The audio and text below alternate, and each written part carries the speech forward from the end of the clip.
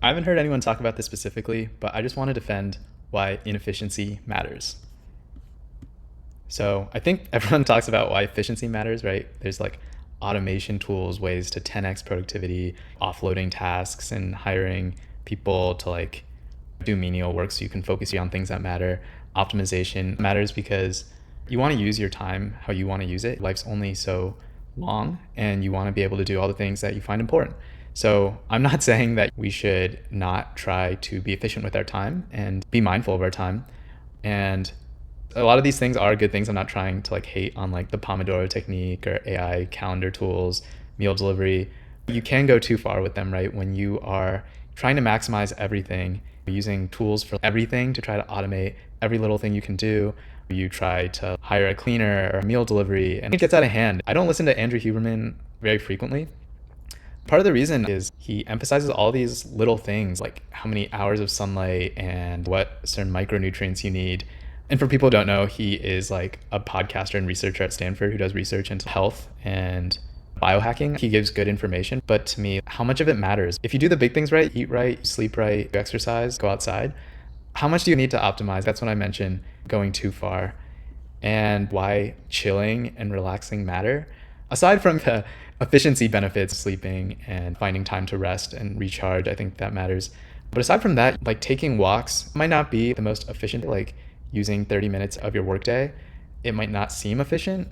Of course, we all kind of experience how we like come up with good ideas when we're just walking or in the shower, when we're just have our mind off of work. Sometimes we think of really good ideas for work. That's no coincidence. I think I've heard stories about artists or like, I think Einstein would take time off when he was stuck. And during the time off, when they're just doing kind of menial things, like maybe a more simple job, they come up with really good ideas. I don't know if everyone's seen this movie, The Intern, but it's a movie with Anne Hathaway and Robert De Niro, where Anne Hathaway is this like high-strung CEO, but she still does menial tasks like delivery for her company because she really cares about it. And even though it's not the most efficient thing, I think she gets value from it. She's able to like keep in touch with her workers, and ultimately it's what makes her different. And the inefficient things, maybe that's not the best use of her time, it makes her very different and makes her better at her job. And that's not something that's necessarily measured by like her raw output. And lastly, I want to plug, in addition to this movie, this book that my dad actually recommended to me a while back when I was playing more golf, a sports psychologist, Dr. Michael Larden. And he works with professional golfers on how to optimize their game, coincidentally. And one tip he actually gave one of his clients was he encouraged them to go out, I think on a week or maybe a weekend, to play golf with his old high school teammates who are obviously not as good as him and probably won't sharpen his game in any way, but he rediscovered joy for the game. And it's honestly like what kept him as passionate about golf, as passionate about practice, and just rediscovering his love. And eventually it's really helped him become a better and better golfer in his professional career. All these things are inefficient, but add to efficiency. It's not things that necessarily can be done intentionally for efficiency's sake. And speaking to like things that can't be done for efficiency's sake, I really like this quote by Maya Angelou. I've learned that people forget what you said, forget what you do, but never forget how you made them feel.